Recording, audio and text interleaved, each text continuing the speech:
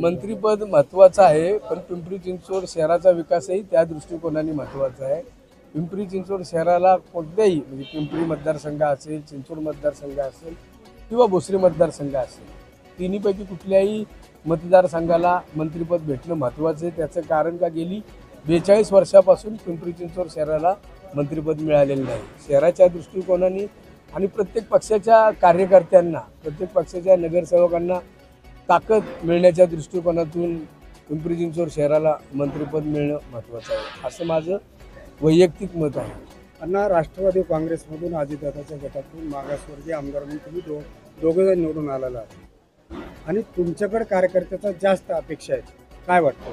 पिंपरी चिंचवड शहराचा विकास गेली 15 ते 20 वर्षापासून आम्ही सर्वांनी पाहिलेले की आदरणीय दादाच्या नेतृत्वाखाली या शहराचा विकास झालेला आहे। या शहराची जी प्रगती झालेली आहे, आदरणीय दादांनी ही प्रगती केलेली, त्या दृष्टिकोनातून पिंपरी चिंचवड शहराला आदरणीय दादा असतील किंवा बाबा भारतीय जनता पार्टीचे जे प्रतिनिधी असतील किंवा ज्येष्ठ नेते असतील, त्यांच्या दृष्टिकोनाने, माझ्या दृष्टिकोनाने पिंपरी चिंचवड शहराला मंत्रिपद मिळाले पाहिजे।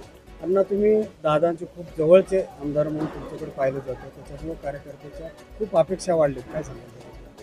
तुम्हाला पूर्ण निवडणुकीचा निकाल लागेपर्यंत आणि निवडणुकीच्या अगोदरचा 2 महिन्याचा कालावधी तुम्हालाही माहिती का, की तुम्ही पिंपरी चिंचवड शहरामध्ये गेल्या अनेक वर्षापासून जरी पत्रकार म्हणून काम करत असाल, तुम्ही या ठिकाणचे रहिवासी पण आहेत। खरं बघितलं तर माझा ठाम विश्वास आदरणीय दादावरती, का तर मी त्यांच्यासोबत राहिलेलो आहे आणि दादा जो निर्णय घेणार आहे त्या निर्णयाशी मी सहमत असणार आहे। आणि दादा माझ्यासारख्या सर्वसामान्य कार्यकर्त्याला आहे, दादामध्येच ही दानत आहे की प्रत्येक कार्यकर्त्याला ताकद द्यायची, मग तो गरीब असो किंवा मोठा असो, कुठल्या जातीचा असो किंवा कुठल्या पातीचा असो, दादाकडे ह्याचा काही हिशोब होत नाही। आणि दादा जो निर्णय घेणार आहे त्या निर्णयाशी मी सहमत असणार आहे।